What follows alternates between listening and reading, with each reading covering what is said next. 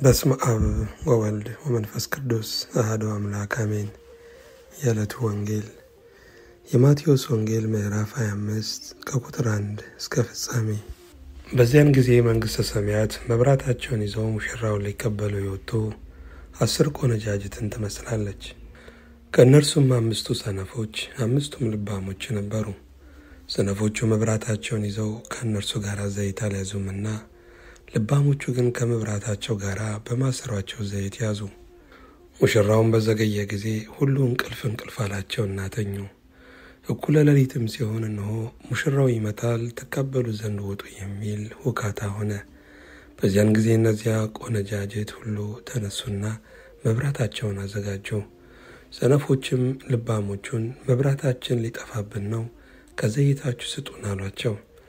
ልባሞቹ ግን መልሰው ምናልባት ለእኛና ለእናንተ ባይበቃስ ይልቅስ ወደሚሸጡት ሄዳችሁ ለራሳችሁ ግዙ አሏቸው። ሊገዙም በሄዱ ጊዜ ሙሽራው መጣ። ተዘጋጅተው የነበሩትም ከእርሱ ጋር ወደ ሰርግ ገቡ። ደጁም ተዘጋ። በኋላም ደግሞ የቀሩቱ ቆነጃጅት መጡና ጌታ ሆይ ክፈትልን አሉ። እርሱ ግን መልሶ እውነት እላችኋለሁ አላውቃችሁም አለ። ቀኒቱንና ሰዓቲቱን አታውቁምና እንግዲህ ንቁ። ወደ ሌላ ሀገርም የሚሄድ ሰው ባሮቹን ጠርቶ ያለውን ገንዘብ እንደሰጣቸው እንዲሁ ይሆናልና ለእያንዳንዱ እንደ አቅሙ፣ ለአንዱ 5 መክሊት፣ ለአንዱ 2፣ ለአንዱም 1 ሰጠና ወደ ሌላ ሀገር ወዲያው ሄደ። 5 መክሊትም የተቀበለው ሄዶ ነገደበት፣ ሌላም 5 አተረፈ። እንዲሁም 2 የተቀበለው ሌላ 2 አተረፈ።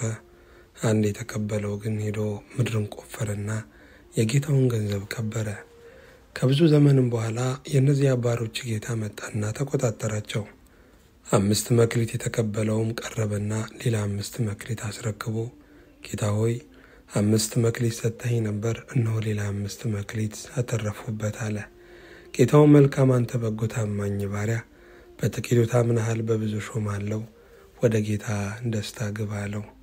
2 መክሊትም የተቀበለው ደግሞ ቀርቦ ጌታ ሆይ 2 መክሊት ሰጥተኸኝ ነበር፣ እነሆ ሌላ 2 መክሊት አተረፉበት አለ። ጌታው መልካም አንተ በጎ ታማኝ ባሪያ፣ በጥቂቱ ታምነሃል፣ በብዙ ሾምሃለሁ፣ ወደ ጌታ ደስታ ግባ አለው። 1 መክሊትም የተቀበለው ደግሞ ቀርቦ ጌታ ሆይ ካልዘራህባት የምታጭድ ካልበተንህባትም የምትሰበስብ ጨካኝ ሰው መሆንን አውቃለሁ። ፈራሁም፣ ሄጄም መክሊትህን በምድር ቀበርሁት፣ እነሆ መክሊትህ አለ አለ። ጌታው መልሶ እንዲህ አለው፣ አንተ ክፉና ሐኬተኛ ባሪያ፣ ካልዘራሁባት እንዳጭድ ካልበተንሁባትም እንድሰበስብ ታውቃለህን? ስለዚህ ገንዘቤን ለለዋጮች አደራ ልትሰጠው በተገባ ነበር። እኔም መጥቼ ያለኝን ከትርፉ ጋር ወስደው ነበረ። ስለዚህ መክሊቱን ውሰዱበት፣ 10 መክሊት ላለውም ስጡት።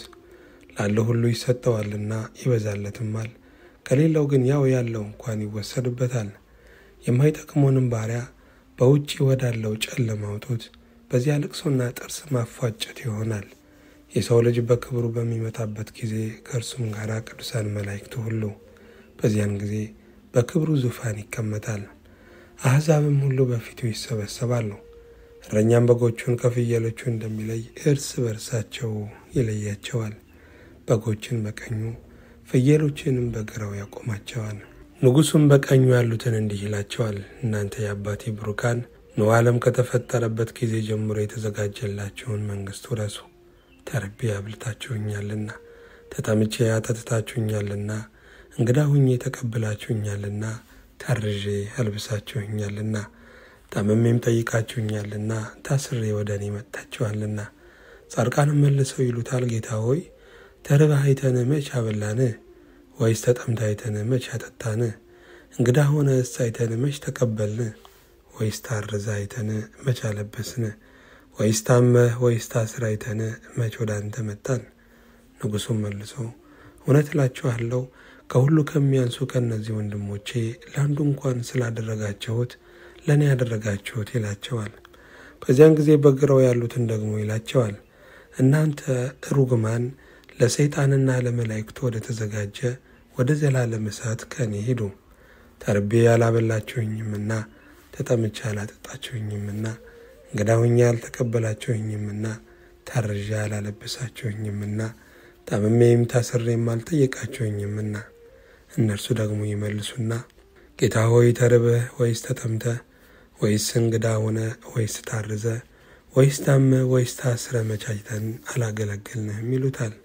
ያን ጊዜ እውነት እላችኋለሁ ከሁሉ ከሚያንሱ ከእነዚህ ለአንዱ ስላላደረጋችሁት ለእኔ ደግሞ አላደረጋችሁትም ብሎ ይመልስላቸዋል። እነዚያም ወደ ዘላለም ቅጣት፣ ጻድቃን ግን ወደ ዘላለም ሕይወት ይሄዳሉ። ምስጋና ለእግዚአብሔር ይሁን።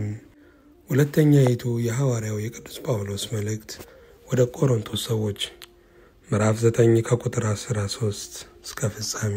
በዚህ አገልግሎት ስለተፈተናችሁ በክርስቶስ ወንጌል በማመናችሁ ስለሚሆን መታዘዝ እነርሱንና ሁሉንም ስለምትረዱበት ልግስና እግዚአብሔርን ያከብራሉ። ራሳቸውም ስለ እናንተ ሲያማልዱ በእናንተ ላይ ከሚሆነው ከሚበልጠው ከእግዚአብሔር ጸጋ የተነሳ ይናፍቋችኋል። ስለማይነገር ስጦታው እግዚአብሔር ይመስገን። ምስጋና ለእግዚአብሔር ይሁን። የሐዋርያው የቅዱስ ያዕቆብ መልእክት ምዕራፍ 1 ከቁጥር 12 እስከ 19። በፈተና የሚጸና ሰው የተባረከ ነው፣ ከተፈተነ በኋላ ለሚወዱት ተስፋ ስለ እርሱ የሰጣቸውን የሕይወትን አክሊል ይቀበላልና። ማንም ሲፈተን በእግዚአብሔር እፈተናለሁ አይበል፣ እግዚአብሔር በክፉ አይፈተንምና። እርሱ ራሱስ ማንንም አይፈትንም፣ ነገር ግን እያንዳንዱ በራሱ ምኞት ሲሳብና ሲታለል ይፈተናል። ከዚህም በኋላ ምኞት ጸንሳ ኃጢአትን ትወልዳለች፣ ኃጢአትም ካደገችው በኋላ ሞትን ትወልዳለች። የተወደዳችሁ ወንድሞቼ ሆይ አትሳቱ። በጎ ስጦታ ሁሉ ፍጹምን በረከት ሁሉ ከላይ ናቸው። መለወጥም በእርሱ ዘንድ ከሌለ፣ በመዞርም የተደረገ ጥላ በእርሱ ዘንድ ከሌለ ከብርሃናት አባት ይወርዳሉ። ለፍጥረቱ የበኩራት አይነት እንድንሆን በእውነት ቃል አስቦ ወለደን። ምስጋና ለእግዚአብሔር ይሁን። የሐዋርያት ሥራ ምዕራፍ 5 ከቁጥር 26 እስከ 32። በዚያን ጊዜ አዛዡ ከሎሌዎች ጋር ሄዶ አመጣቸው። በኃይል ግን አይደለም፣ ሕዝቡ እንዳይወግሯቸው ይፈሩ ነበርና። አምጥተውም በሸንጎ አቆሟቸው። ሊቀ ካህናቱም በዚህ ስም እንዳታስተምሩ አጥብቀን አላዘዝናችሁምን? እነሆም ኢየሩሳሌምን በትምህርታችሁ ሞልታችኋል። የዚያንም ሰው ደንበኛ ታመጡብን ዘንድ ታስባላችሁ ብሎ ጠየቃቸው። ጴጥሮስና ሐዋርያትም መልሰው አሉ፣ ከሰው ይልቅ ለእግዚአብሔር ልንታዘዝ ይገባል። እናንተ በእንጨት ላይ ሰቅላችሁ የገደላችሁትን ኢየሱስን የአባቶቻችን አምላክ አስነሳው። ይህን እግዚአብሔር ለእስራኤል ንስሐን የኃጢአትንም ስርየት ይሰጥ ዘንድ ራስም መድኃኒትም አድርጎ በቀኙ ከፍ ከፍ አደረገው። እኛም ለዚህ ነገር ምስክሮች ነን። ደግሞም እግዚአብሔር ለሚታዘዙት የሰጠው መንፈስ ቅዱስ ምስክር ነው። እነርሱም ሲሰሙ በጣም ተቆጡ፣ ሊገሏቸውም አሰቡ።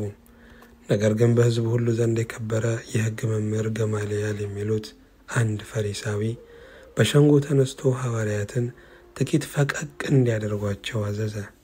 እንዲህም አላቸው፣ የእስራኤል ሰዎች ሆይ ስለ እነዚህ ሰዎች ምን እንደምታደርጉ ለራሳችሁ ተጠንቀቁ።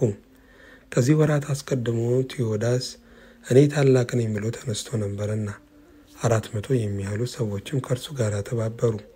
እርሱም ጠፋ፣ የሰሙትም ሁሉ ተበተኑ፣ እንደ ምናምንም ሆኑ። ከዚህም በኋላ ሰዎች በተጻፉበት ዘመን የገሊላው ይሁዳ ተነሳ፣ ብዙ ሰዎችንም አሸፍቶ አስከተለ።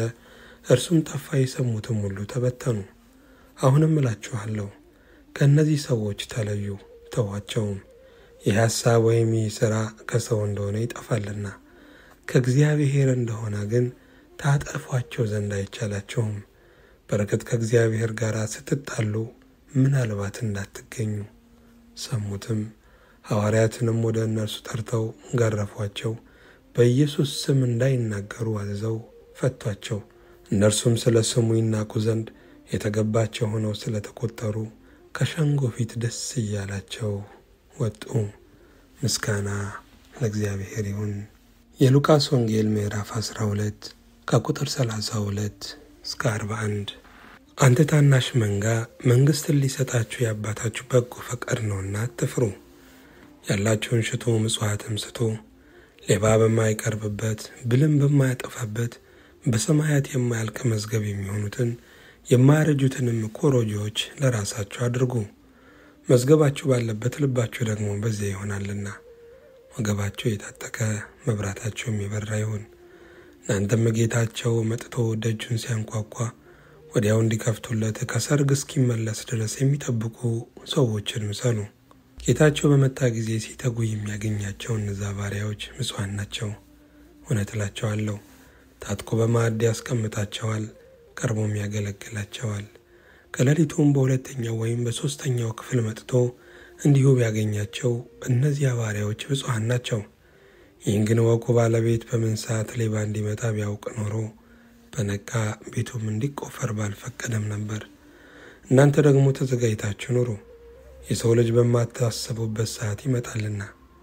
ጴጥሮስም ጌታ ሆይ ይህን ምሳሌ ለእኛ ወይስ ደግሞ ለሁሉ ትናገራለህን አለው። ጌታም አለ፣ እንኪያስ ምግባቸውን በጊዜው ይሰጣቸው ዘንድ ጌታው በቤተሰቦቹ ላይ የሚሾመው ታማኝና ልባም መጋቢ ማን ነው? ጌታው መጥቶ እንዲህ ሲያደርግ የሚያገኘው ያ ባሪያ ብፁዕ ነው። እውነት እላችኋለሁ ባለው ሁሉ ላይ ይሾመዋል። ያ ባሪያ ግን ጌታዬ እስኪመጣ ይዘገያል ብሎ በልቡ ቢያስብ ሎሌዎችንና ገረዶችንም ይመታ፣ ይበላም ይጠጣ ይሰክርም ዘንድ ቢጀምር የዚያ ባሪያ ጌታ ባልጠበቃት ቀን ባላወቃትም ሰዓት ይመጣል፣ ከሁለትም ይሰነጥቀዋል፣ ዕድሉንም ከማይታመኑ ጋር ያደርጋል። የጌታውንም ፈቃድ አውቆ ያልተዘጋጀ እንደ ፈቃዱም ያላደረገ ያ ባሪያ እጅግ ይገረፋል። ያላወቀ ግን መገረፍ የሚገባውንም ያደረገ ጥቂት ይገረፋል። ብዙም ከተሰጠው ሰው ሁሉ ከእርሱ ብዙ ይፈለግበታል፣ ብዙ አደራም ከተሰጠው ከእርሱ አብዝተው ይሹበታል። ምስጋና ለእግዚአብሔር ይሁን።